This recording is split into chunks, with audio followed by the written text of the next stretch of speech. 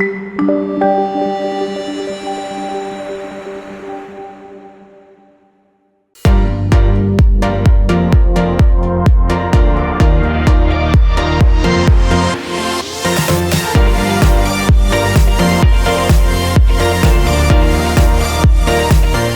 to the Irresistible Life. It's an inside job.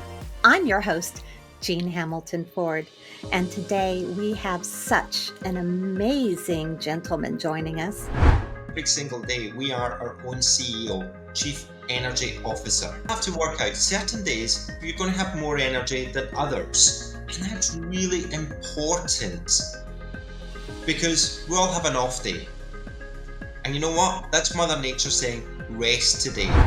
It's okay to be scared, fearless, but what has propelled me is setting goals for myself, the power of visualization. When I write it down and I use positive self-talk, I'm going to do this. I'm going to get a great opportunity. I'm going to write it down. It happens. It's believing in the process, and that leads to success. Your life in general is really a book. So in order to get to the next elevation of life, there has to be a chapter change. And some of those chapter changes are hard. Some of those chapter changes, of grief. Some of those chapter changes are just moving and going into a whole nother arena or potentially a different career path.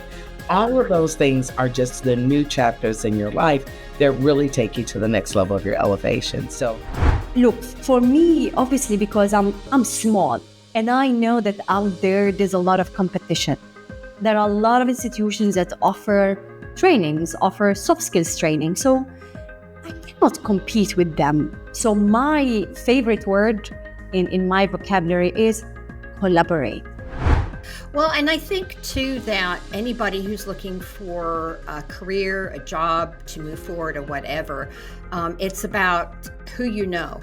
For example, I took a job once, and probably 5 or 6 years later, from working with the people in that particular position, I was able to move into another position because they recommended me.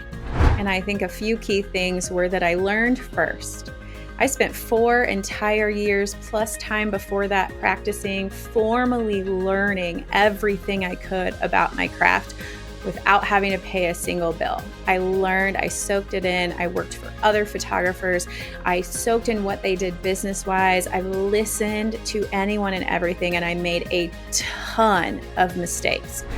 The impact from that I felt after being abused over and over for many years after that, just became a routine. And so as you can imagine, it really set a precedent in my life of how I was to behave. And then I'm in Romania, and we've got a girl who is working in ministry and doesn't have any kind of a support system in place other than her parents and her and the work of the Holy Spirit, but nothing formal in place. And we wanted to be able to connect her with, say, our church who was sponsoring her. That idea birthed the need to start gathering all of the churches and ministries and things like that, and Bible studies, and creating an archive. Every single day, we are a new I am.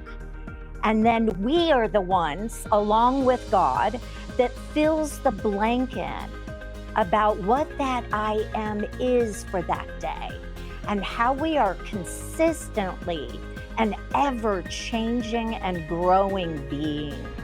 I think the greatest relationship has got to be yourself.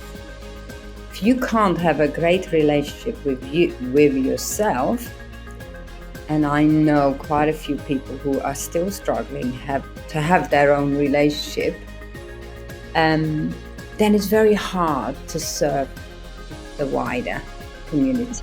And see, so many people think that they've made the wrong decision because of hindsight. Again, we always say that hindsight's 20/20. You made a decision at the moment with the best information that you had at that time. And then a few weeks down the road, you woulda, coulda, shoulda on yourself, right? Because now you have more information that you didn't have at the point that you made the decision. But thank you so much for being with us. It was such a pleasure to have you on the show with us. And we look forward to seeing you again.